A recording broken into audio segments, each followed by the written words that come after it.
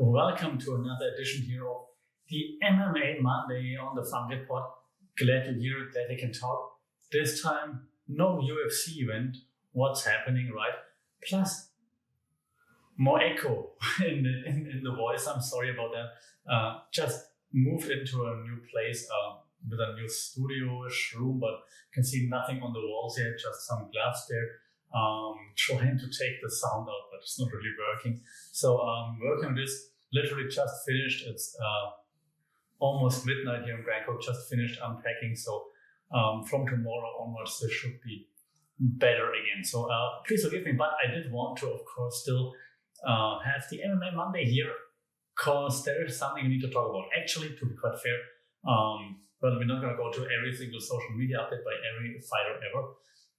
But there are two things there's one thing that I want to talk about, and the second thing that we have to talk about, because MMA podcast based in Thailand and in Asia. So those two things are of course, Ben Askren versus Jake Paul is official.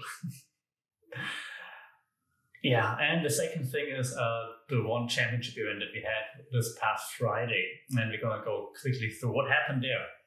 So here we go. Of those two main topics, what's the most important one? The one that's more pressing, that is more exciting? Exactly. So Ben Askren versus Jake Paul announced in a boxing match. So it's not even MMA, right? But I mean, Ben Askren, MMA guy, has been here with one championship for quite a while, undefeated, wrecked everybody. Ben Askren wrecked. Yeah, so I would have loved if Bisping would have gotten that fight, to be honest. One eye, bad, whatever, neck, hip, everything. But no, let's talk about Ben Askren. Ben Askren clearly a smartish choice by Jake Paul, because he's famous in the MMA world, has lots of following, dedicated followers, and lots of haters. So lots of reach and lots of traction for Jake Paul. So from a social media point of view, this is definitely a smart choice. From a fighting point of view as well, because Ben Askren, while he is a multi-time world champion, you can see that I'm starting to stutter, he is certainly not known for his striking skills. I mean, you saw the striking clinic that he tried to put on Damien Maia. Yeah, so he's not known for his striking skills. And if he's boxing, he obviously cannot go for takedowns and things like this. So even though it would be hilarious, if Ben Askren, if you see this, and I'm not the only one saying this, but if you promise that you are shooting for a takedown and you take Jake Paul down and then ground and pound him, or just choke him, whatever, I'm gonna buy the pay-per-view. If not, I'm gonna still watch it, but I'm not gonna buy the pay-per-view. And this is really easy, especially over here in Asia. So it's even on free TV, so it's not even that I'm doing something illegal. Well, UFC is, so I'm assuming Triller might be too. I don't know. Anyways, if Ben Askren promises to take Jake Paul down and ground and pound him, I'm gonna buy the pay-per-view, definitely, and gonna get some Askren gear or something. This right now is your cow gear, so I'm gonna change this to Ben Askren gear. I can promise, Ben. Those are $40 that you definitely want. Would be awesome, right? It would be really, really cool. I even pay in Bitcoin. Okay, but enough of that. So from now, let's try to look at it from a sporting point of view, right? So for everyone who has ever tried to throw some hands, you know that it's not that easy to just learn from scratch. Now, Ben Askren doesn't have to learn from scratch, because he's been doing MMA forever. And even though he's not known for his striking, he certainly practiced striking here. And with Duke Rufus, he has one of the best coaches in history in his camp. So as you can clearly see, Duke Rufus coached CM Punk, and you can see I'm kidding. He did coach CM Punk, but I'm kidding. He obviously is well known for his coaching. Yeah, so that's one thing. Not known to be a striker, but certainly has practiced kickboxing, at least to some extent, and has been in the octagon with lots of really good strikers and has never been KO'd, except for Masvidal. So he knows how to dodge the bullet, so to speak. But then again, of course, he dodges the bullet. How? By shooting in, right? So that's something that he can't do right now, unless he shoots for the clinch and then just clinches up and waits for the break. Yeah, some dirty boxing clinch, something like left, right, to the liver or something. Who knows? But yeah, so that's Ben Askren. Jake Paul apparently he looks jacked, right? So seems to be a decent athlete. Has been boxing for, I'm guessing, quite a while now. His technique doesn't look bad, and I'm not a boxing purist, of course, because I'm more into Muay Thai and MMA, as you can tell. But the boxing looks kind of nice, I believe. Like the hook that he threw to actually knock out Nate Robinson was quite nice. It's like moving backwards, kind of. So that was cool. But it's Jake Paul, and he's not an Olympic athlete. And even though Ben Askren is an Olympic wrestler and not a boxer, what many podcasts before me already said, he has this athlete mindset, right? So he knows what it takes, and he's willing to put in the work and so on. But you can't underestimate Jake Paul, because if he gets his ass whooped, then he's the laughing stock all of a sudden, right? So if Jake Paul would beat Ben Askren, there is no one else left to fight. Yeah, you see lots of people called him out before he knocked out Nate Robinson. Then he knocked out Nate Robinson. Then it became really quiet. Lots of fighters like, yeah, I'm going to whoop his ass. But when it came down to putting pen to paper, apparently Askren was the only one willing to actually do it. When Askren said Dylan Dennis was too scared because Jake Paul wanted to have Dylan Dennis, but Dylan Dennis didn't accept it. So if Jake Paul would beat Ben Askren, who's next? The celebrities can't fight anymore, because he beat an actual fighter, so then it's only upwards, right? Masvidal or something.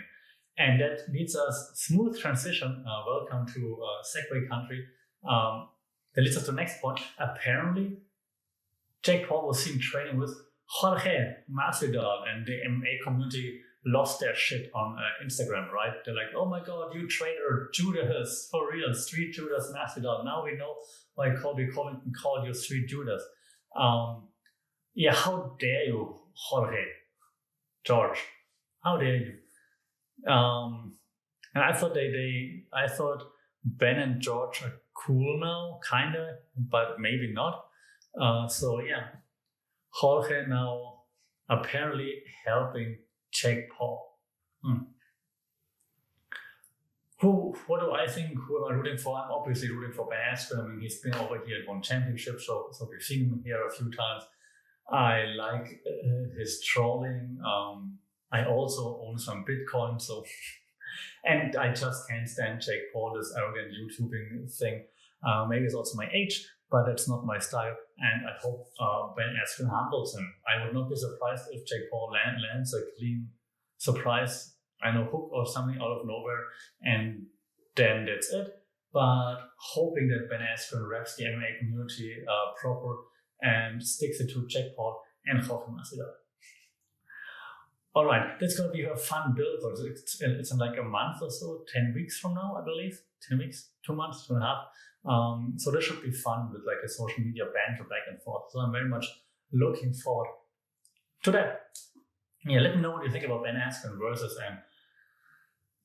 Jake Paul on Triller. Let's see what the undercut is. It will be like probably 1 or 2 more freaky undercut fights as well. Okay, but now let's talk about some actual MMA that happened over the weekend, which was one championship.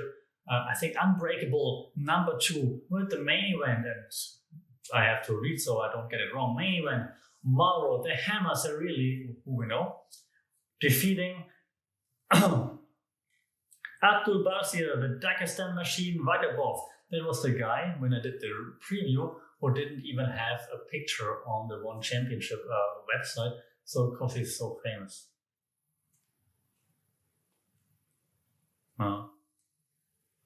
One Championship struggling to put on fights, it seems. There was a TKO in round 2. Cerrilli hits like a truck. Also has movement like a truck. I mean, yeah, of course he would kill me. He's twice my size as well. So if he hits, then of course it's over. But that was not that impressive. And the last time he really fought for a championship against Brandon the Truth Vera, that was it Brandon Vera knocked him out? I believe that also did not look good. That did not look good at all. So really back in the win column for a while now. So probably getting another shot soon. Then we had, it was heavyweight, right? Then we had flyweight Daichi Takenaka versus Ivanildo Mansinho Delfino. Submission rear naked choke. That was fast. That was a fast tap as well, but that looked like it's really tight. So I can't say much here. We had light heavyweight kickboxing. Babula Desaev defeating Mihailo Keojevic. I think that was a flush knockout. Can also say much about knockouts, right? But the thing is just those fights right now, they always, which is kind of cool because you don't want decisions, right? So decisions are rather rare right now in one. Problem is it also very often shows just, and I said in the last video, the difference in level, right? So it just seems like they really struggle to actually put on a show. Then we had a catch weight between, and please forgive me because I follow you on Instagram and I really like your content. Suvanari, the Sweet Savage M, defeating Choi Jong-yoon via TKO at 3:51 of round 2, and that was kind of cool. And I mean, she had her on the ground, and it was just like hammering away while being. I think she had her from the back, and then just hammering away. That was impressive. That was also decisive. So congratulations. When I then looked and like, who are those people, right? Because I follow the Sweet Savage, but I didn't know Choi Jong-yoon. I'm sorry. So I tried to figure out who is that person. Then I looked on her social media and so on, like 1,500 followers or so. But I mean, that's not a judgment. But then those pictures, the pictures can be deceiving, but they don't look like the life of a fighter. It looks like the life of social media wannabe influencer. But again, maybe that's deceiving and maybe that's not true, and you should not be judging. But I'm just saying it looks like it. But let's move on. Maybe I'm wrong and it's all good, and I wish her nothing but the best if she sticks around for her next fight. And then we had heavyweight. He's back, the social media machine. The one and only Alain the Panther Nalani. I'm sorry for always mispronouncing the name every single time. And he took on the newcomer in Umar Kane, I think Kane from Senegal. And Kane defeated the Panther via TKO in round 1. So the thing is, Alain, the Panther, he's like one of the main social media attractions for one championship, where doing the splits and the backflips and everything. That's really, really impressive, and I can't even do that. And so he's twice my size, super flexible. That's all very impressive, but he hasn't won in, I don't know, 3.5 decades, I believe. So, and he's not getting younger, and it's not a knock on him. It's just unfortunate. It's father time, and I hate it too. And I'm not a professional fighter, but I get my ass whooped in sparring all the time by young kids, because you can't fight age, unfortunately, and it sucks. But maybe it's time for Alain to take a step back or something.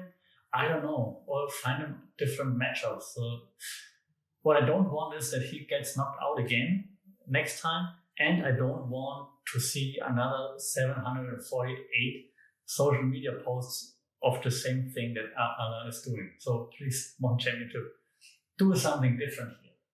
Do something different. Okay, now we have this. So that was the main card. Then up and coming, the undercard, by the way, the undercard didn't even make it onto the One Championship website again. That shows you how important they think their undercard is, because they didn't even put any results on the website from the undercard. The prediction then for One Unbreakable 3. You ready for the predictions for One Unbreakable 3? Okay, so the main event, and sarcasm off, the main event can be interesting because Stem Fairtex back in action after she lost recently. This time it's not Muay Thai or kickboxing, this time it's MMA again, and she's facing Alyona Rashoina. Sorry. I'm assuming that one is trying to get Stam back on track here and gives her a matchup that she could, in theory, look good at. So I'm guessing that that's the case.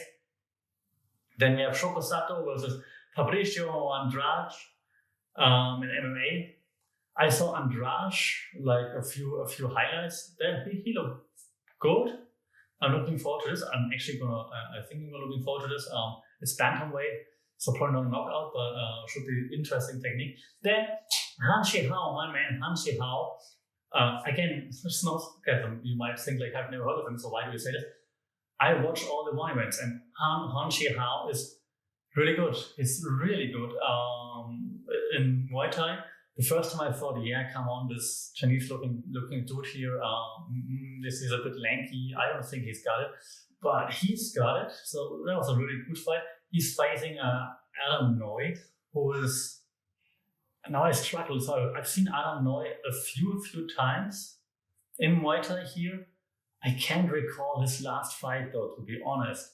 I recall, however, that Adam Noy is a tough SOB because, well, that's the first thing that came to mind when I saw it. I'm like, yes, that should be an interesting fight. So I think Han Shi Hao, simply because he impressed me the last time around, it's got this, maybe even via KO, I'm not sure, stoppage. But Han Shi Hao, if you've got the time, check him out. We have Ryoto Sawada versus Robin Catalan. I'm smiling because I don't know why, I feel somehow sympathy for Catalan. And I always pick him out of sympathy and he always loses. He's kind of like the stepping stone right now. This is not negative. Like I don't mean to be mean because again, he knocks me out any second that he chooses to, but it's just, it's like a gatekeeper kind of thing. So people use matches with him to then go to the next stage. So I would assume that one tries the same thing here with Ryoto. But because I like underdogs and I like those people that saying like, you want to use me as a stepping stone? No. I hope that Robin can do this here. So I'm hoping for Robin Catalan from the Philippines.